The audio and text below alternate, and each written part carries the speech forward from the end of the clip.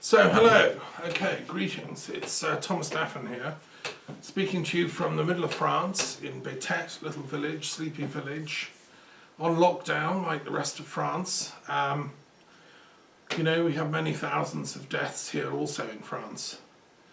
And the Louvre is shut down, you know, the Eiffel Tower, everything is still and like the rest of the planet. It's an eerie situation we're all in. It's the good news is it's a chance to really reflect and go inward and upward, hopefully, to a kind of intellectual understanding of what's going on, to a spiritual understanding of what's happening. I'm going to be speaking to you, therefore, as an intellectual, a philosopher, a spiritual investigator for many years, you know, practitioner, activist, peace activist. If you don't know my work, you know, nice to meet you, hello. And also happy Easter for the Christians out there, you know, among us, within us.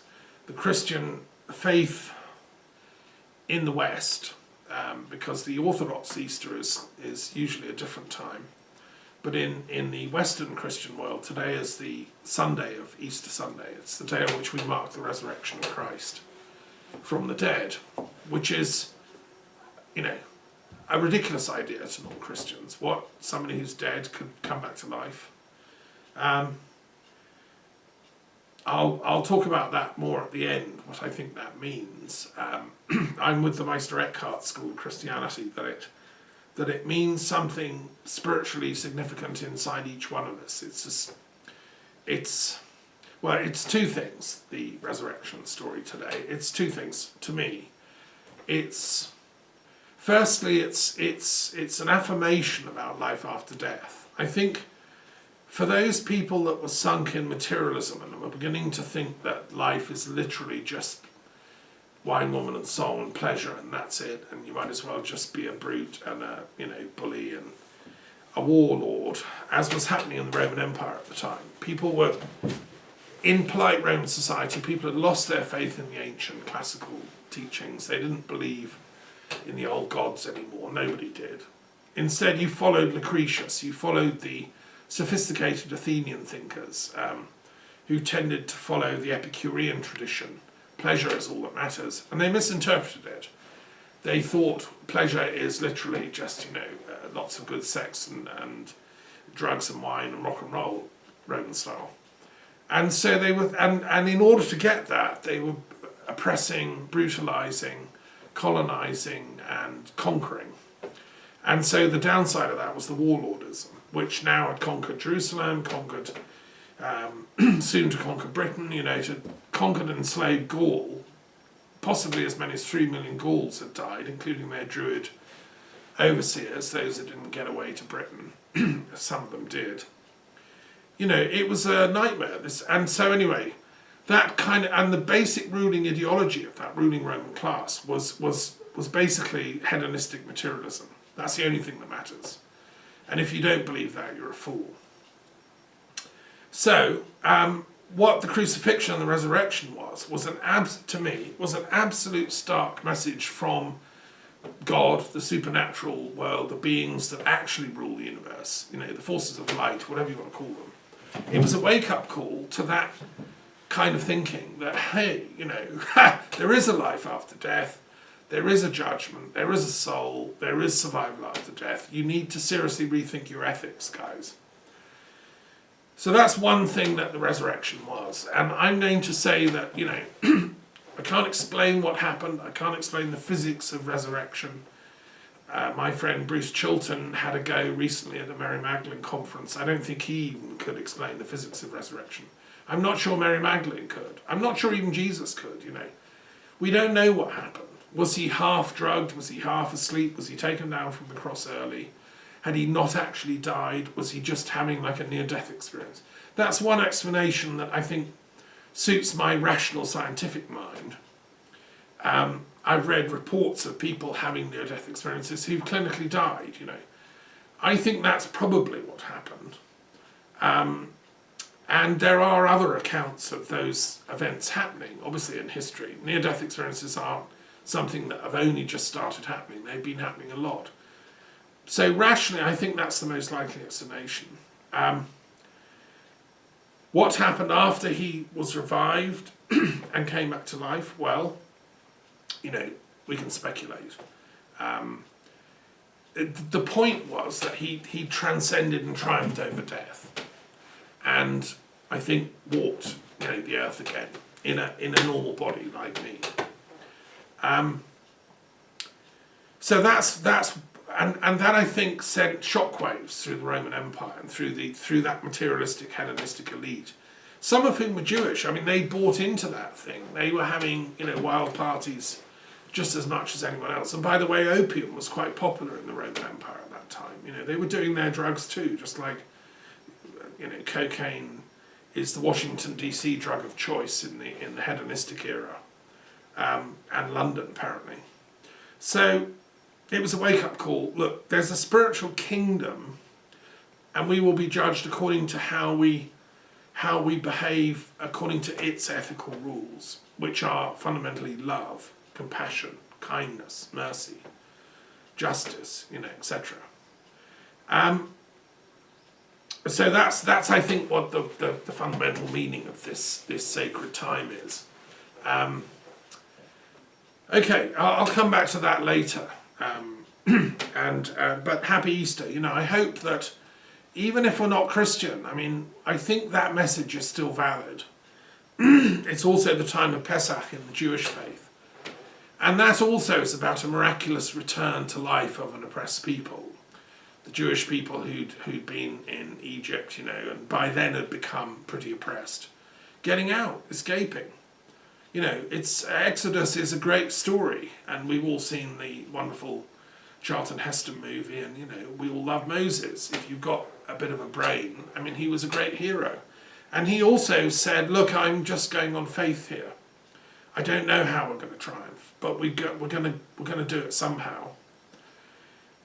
So I would like to say that that's what we have to do now as humanity during this tragic time when we're suffering this coronavirus. We don't know where it's come from, really.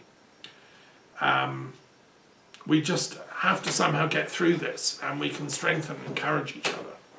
And that, to me, will be like a new Easter experience for us all. Jesus, I know, was a friend, disciple, colleague of Moses. He respected him greatly, and he loved the Torah, but he also had other sources of inspiration and enlightenment that had come to him, I believe. And as some of you know, I'm very much in the Holger Kirsten school that he'd travelled and taught and studied in India, in Takshila. And in Egypt as well. I'm pretty sure, absolutely certainly, he'd spent time studying there. So we're celebrating that cosmic resurrection today, and it's we're still working on the practicalities of that, which to me involves peace.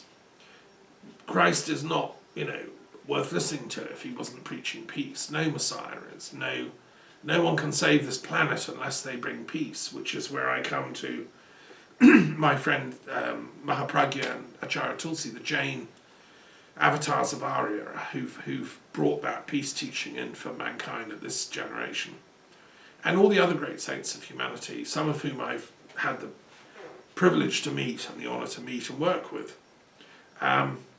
So I'm interested, in my talk today, I'm going to be addressing the significance of what we're facing from a peace perspective, as a peace scholar and a peace activist for many years. Okay, so happy Easter. I want to also today first comment on the coronavirus crisis we're all facing. Before I do that, I'm just going to do a tiny little invocation to the gods to watch over this talk and make my words ring true and clear.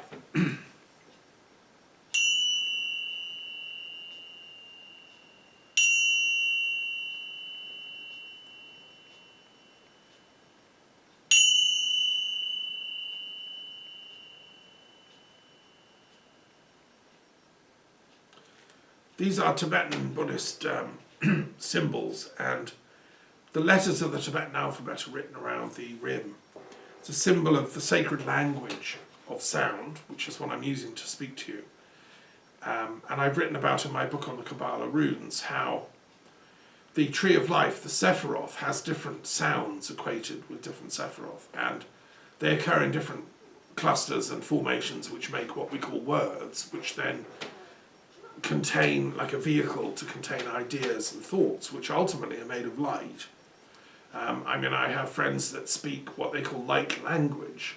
Well, I'm speaking light language too, because literally my words are made of light when I'm speaking to you. It's the same in the runic tradition, because in my book, The Kabbalah Runes, I've equated the Sephiroth of the Tree of Life with the runic system of Yggdrasil. The Norse runes are likewise different stages and stations on Yggdrasil, the Tree of Life, in Scandinavia and Anglo-Saxon and Norse culture. And each word, each sound is a sacred rune, which has a deep meaning, it has a deep significance. And again, they come in clusters, which make what we call words. And words in Anglo-Saxon is our destiny or fate.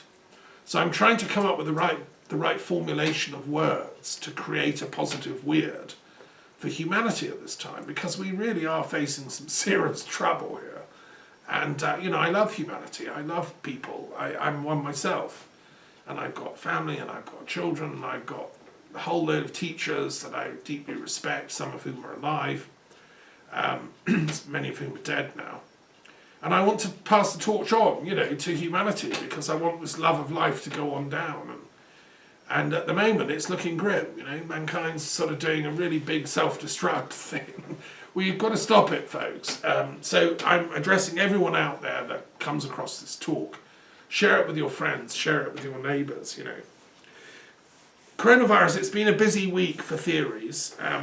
I have shared last week my eightfold path of possible explanations. I'm not going to run through them all again. You can watch last week's video. But, different thinkers have popped up and come up with their theories. I'm going to mention a few, and they're very interesting.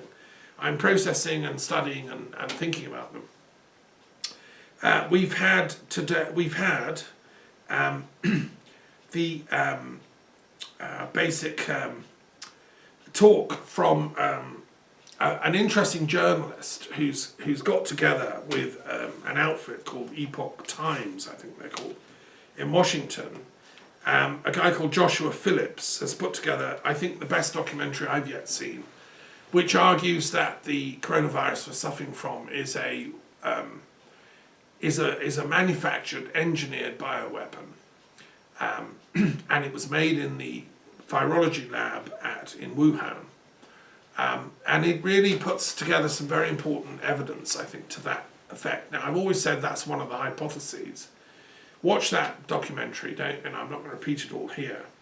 Now, you can say, but that comes from Epoch Times, they don't like China. Well, so I would say just look at it experimentally as a scientist would. They've put together some very, very important research in one place. I suspend judgment if it's true or not, but the evidence they've put together is quite to me quite interesting, and they quote a number of experts who know what they're talking about. Judy Miskowitz, who is someone who used to work at Fort Detrick with a PhD in precisely this field of studies, she says to camera, absolutely, I know enough to tell you this is absolutely bioengineered, this is a weapon. And there are many other people that speak to camera and make the same claims. They also are very good because they name the name of the Chinese people behind the research program that they speculate was investing in making this stuff. Now, I know that French colleagues of living not far from here, where I'm recording this, in Lyon, gave the expertise to Wuhan to build their lab. The documentary reveals there was a lot of moral concern among French biologists as to whether this was actually a good idea, because the French were effectively giving away their secrets about biological warfare to the Chinese, and there's no guarantee that they would use them correctly. Some people were speculating that they were likely, it's possible it might leak, What guarantees are there? With hindsight, I think the French were wrong. They should not have built that lab in Wuhan. Absolutely, categorically, we can say, you know. But of course, there's money involved, and research for bioscientists involved in this kind of detailed study of viruses and things is a big business now. It's very, very sad that that should be a factor. And that's to do with the militarization of science, the militarization of the economy. And you can say, yes, but it's supposed to be for medical purposes. Yes, but it has what they call dual use. So this kind of knowledge can be either to create bioweapons or vaccines against them, or ways of dealing with it. But what Judy Miskowitz says, and the other people that are commenting on, most of them are Chinese scientists, by the way. These are Chinese experts themselves who've published and said that this feature, this aspect, that quirky thing, all points to it being a enhanced, weaponized virus. It started off as a natural thing. What they do is they take this thing in, they tweak it. And apparently they've stuck in bits of HIV into it. Anyway, don't believe me, just watch the documentary and do your own research. So that's one speculation that's come out. And if it's true, obviously that has vast, ethical implications. I've been saying as a peace researcher for the last 20 years that funding for biological, chemical, nuclear weapons and advanced weapons should be severely limited. And that money should be used for peaceful purposes, for social development. I was at the World Social Summit for Development in Copenhagen. We were appealing for that back in 1995. I mean, that's like 25 years ago. I'm not going to stop appealing for it just because it's, we haven't won yet. The argument is still there. We have to convert the military, industrial, scientific elites who are benefiting from all this vast expenditure, because that's your taxpayers' money and mine. It has to go into socially productive, peaceful purposes. And one of the things I'm calling for is a complete reduction of military spending worldwide down to a level of 5% of what it is at the moment in every country in the world, in China, Russia, Britain, France, everywhere, USA especially. But all should just come down to 5% of the current levels of spending. And that 95% of their current budget should go for socially productive peace spending. Environmental stuff, alternative energy research, social inventions, how to create a citizen's income. And that could fund a citizen's income for everyone on planet Earth. So we abolish unemployment. People are in work, they get the citizen's income, and they develop their small businesses, their projects, their, whatever they come up with. Let's hope 100 new Teslas appear and create alternative energy stuff. We have to, as a humanity, show that we actually want to work with the gods and move beyond militarization. Because I don't think we don't have a choice, folks. If not, we are going to self-destruct. And these weapons that these clever scientists are making, like this one, that's what the experts say, it's weaponized, right? I'm just listening to them. We're going to self-destruct, and if not now with this one, then some leak somewhere in the future or some nuclear accident is going to take us down. The statistics on that are pretty high. The nuclear weapons powers are dicing with death. We're on like 5 minutes to midnight all the time. So look, take the money away from them. How are we going to do that when we lies and deceit and disinformation control our political and democratic processes? Well, answers on a postcard to me, please, but I've thought of a few. And the first and most important is making these politicians swear a truth oath. They have to tell the truth. That's as simple as that. And there are some politicians of integrity in all parliaments and democratic assemblies, whether Russia, China, Israel, Greece, America, USA, Canada, Britain, wherever, who would say, yes, let's have a truth bill. So that is the one. That's like the the phial of purifying liquid you can put into the town water supply and get rid of all the nasty things that are breeding there. I don't know if you remember maybe 10, 20 years ago, there was a wonderful email circulating. Some Turkish scientists claimed to have found a thing that if you poured a little tiny bit of this thing into a great, reservoir of dirty water, it would purify immediately. Gradually over a few hours. And he claimed to have done scientific tests, and he did it. I never managed to contact the guy directly. I mean, I tried to trace it, but I couldn't find it. It could have been a spoof. I thought it was genuine looking.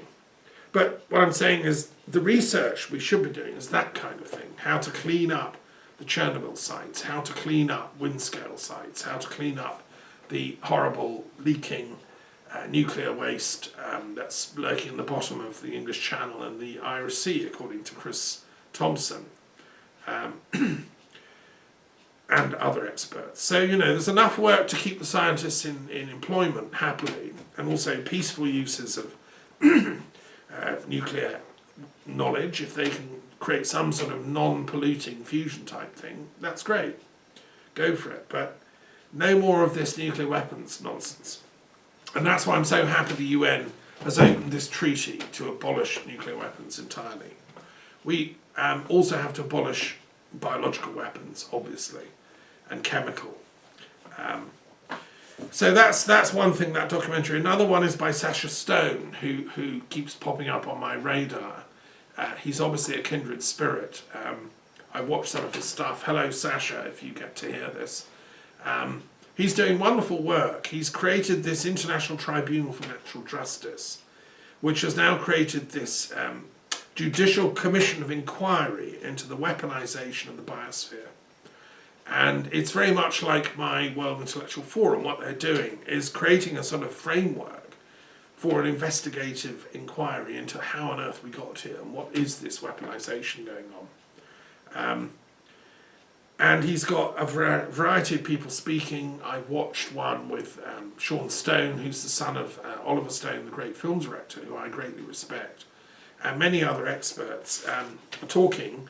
A guy called Del Bigtree has got theories about vaccine lobbying. One of his concerns, which he articulates to this commission very, very well, is that the big pharma people out there that are creating vaccines, I don't think he's saying that they've gone so far as to engineer the coronavirus outbreak in order to advance their agenda. But he is saying that the kind of direction of travel of the vaccination lobby is that it increases state control, it increases surveillance society. And they're now playing with technologies of vaccination they don't fully understand, which can backfire. So anyway, he's a voice, I think, to listen to, and I'm glad he's on the commission with Sasha Stone.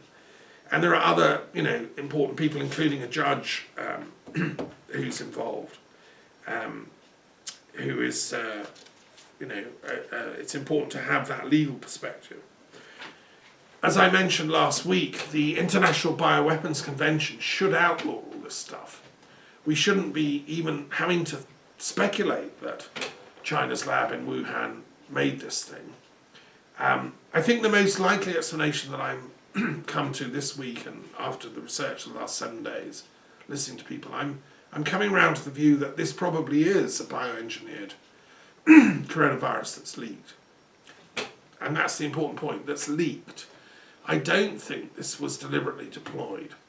I think this was something that they were working on in the lab in Wuhan, and we know that to be the case. Whistleblowers and so on have said that's what they were working on. We know that a number of scientists there were specifically working even on how you can interface sort of naturally occurring bat-type coronaviruses and weaponize them so they go into human beings. That's something that I find so shocking and just immoral. One of the researchers there, whose name is given in the documentary, and she's known, we know her name, Shi Zhenli, I think it is, was specifically working on how you can create those spikes that are the thing that attach it to your lungs and that are killing people. It seems to have been artificially devised. So it's as if they were saying in that lab, how can we make something that is absolutely satanically terrible and is going to kill millions of people? I mean, why would anyone be asking those questions? Why would anyone even think that's right? Okay, so in the documentary, which I'm recommending you to watch, what is explained is that the Chinese Communist Party has a military doctrine, which is to explore all kinds of unconventional warfare, including biological, as a matter of state policy. They announced in May 2019 that there is a people's war against the USA going on. And they want to... A book was published of military strategy called Transfinite War.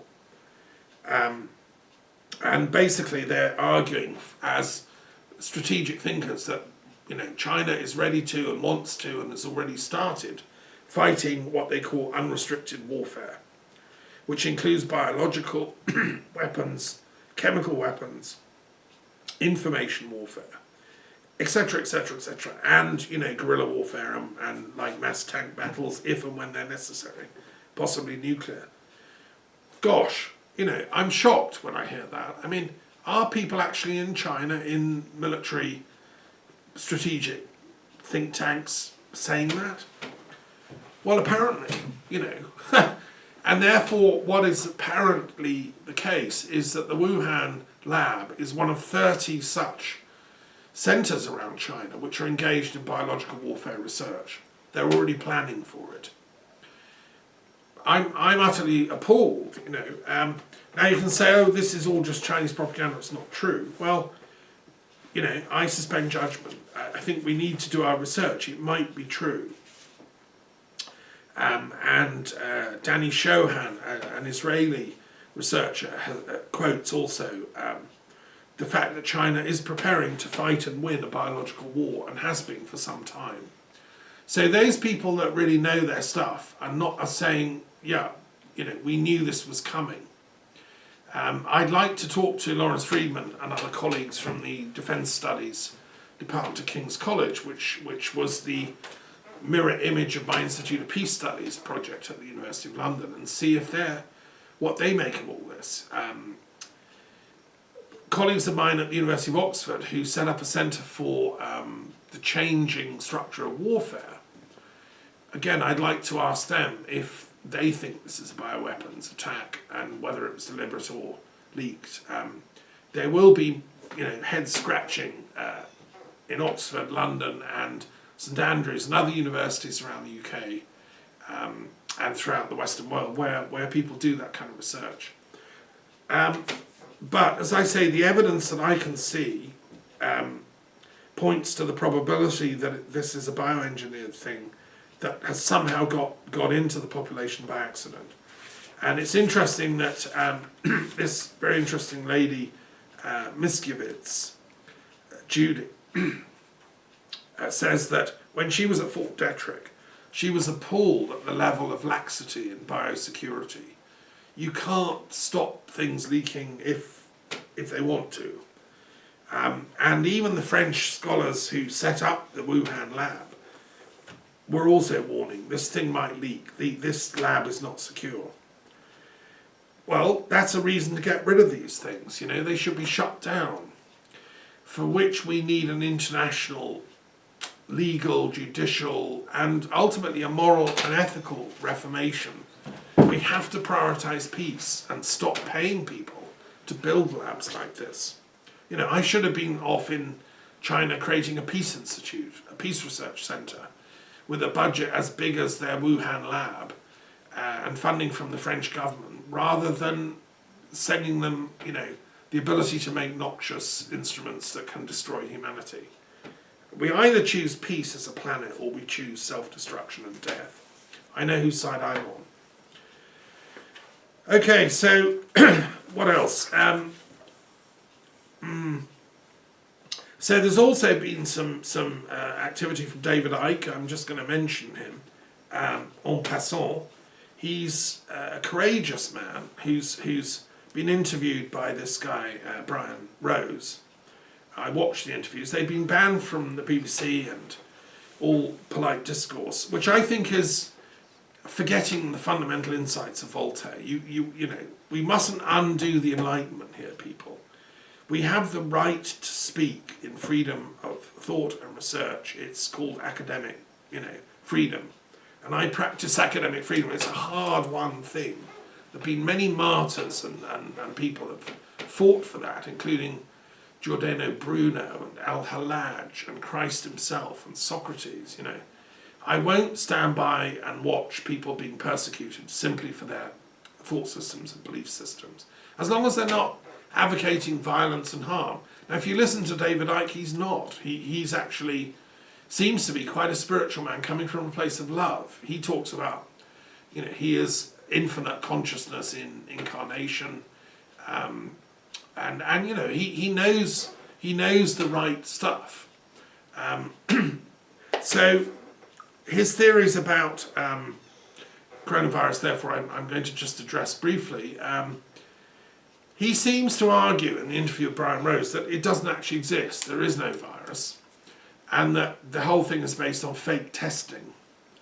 I think that's a bit far-fetched, Mr. Icke. From what I can gather, and I've done some research, and there seems to be an actual virus. I think he's wrong.